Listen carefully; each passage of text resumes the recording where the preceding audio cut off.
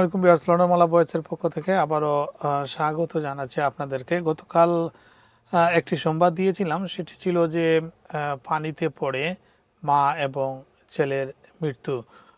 সেই সংবাদের কিছুটা আপডেট এসেছে, তবে তাদের কোনো ছবি প্রকাশ করা হয়নি। আপনারা জানেন যে সেই ঘটনাটি ঘটেছিল গতকাল বিকেলে, এবং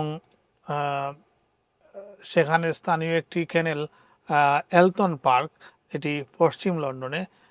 সেই এলটন পার্কের যে ক্যানেল, সেই ক্যানেলে পড়ে মা এবং ছেলের মৃত্যু হয়। সো এখানে জাস্ট আপডেট যেটি এসেছে সেটি হচ্ছে যে মা এবং ছেলের বয়স জানানো হয়েছে।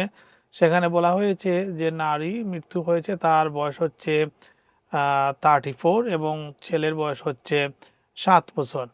মেট্রোপলিটন পুলিশ জানিয়েছে শনিবার ঘটনাস্থলে জরুরি সেবা পৌঁছানোর পরেও তাদেরকে উদ্ধার করা যায়নি। যারা আজকে এই সংবাদটি শুনছেন তাদের জন্য হচ্ছে গতকাল বিকাল 4:30টার দিকে এলটন পার্কের একটি ক্যানেলে পড়ে মা এবং 7 বছর বয়সী শিশুর মৃত্যু হয়েছে। তারা কিভাবে পানিতে পড়েছেন এবং কেন উঠতে পারেননি, এর পিছনে কোনো রহস্য ছিল কিনা সেটি এখনও উন্মোচিত হয়নি। তবে পুলিশ বলছে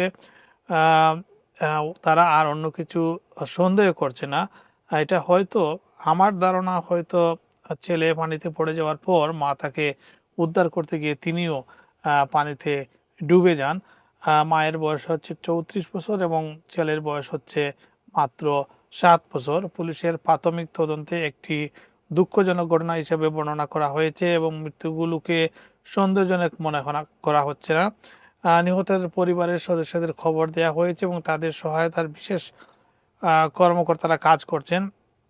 ওয়েস্ট এরিয়া কমান্ড ইউনিটের ডিটেকটিভ সুপারিনটেন্ডেন্ট পেটি বলেন যে এটি অত্যন্ত মর্মান্তিক একটি ঘটনা এবং একজন মাও তার ছোট্ট সন্তান প্রাণ হারিয়েছেন।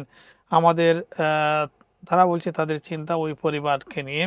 তিনি আরও জানান যে তদন্তাধীন থাকলেও প্রাথমিকভাবে কোনো অপরাধমূলক সংশ্লিষ্টতার ইঙ্গিত পাওয়া যায়নি।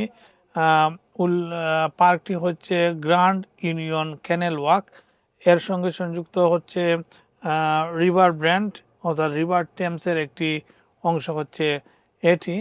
গতকাল যেটি বলেছিলাম যে এখন হচ্ছে সামার টাইম, অনেকেই বাচ্চাদেরকে নিয়ে নদীর পাড়ে, ক্যানেলে, কিংবা অনেক বড় বড় পার্কে, পন্ড থাকে, পুকুর থাকে, সেগুলোর পাশে ঘুরতে যান।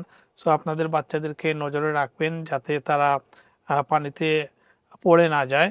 আর যদি পানিতেও পড়ে, যারা তাকে উদ্ধার করতে পারবে বা নিজের জীবন বিপন্ন না হয় সেই দিকে খেয়াল রেখে বাচ্চাকে উদ্ধারে নামবেন। ধন্যবাদ সবাইকে।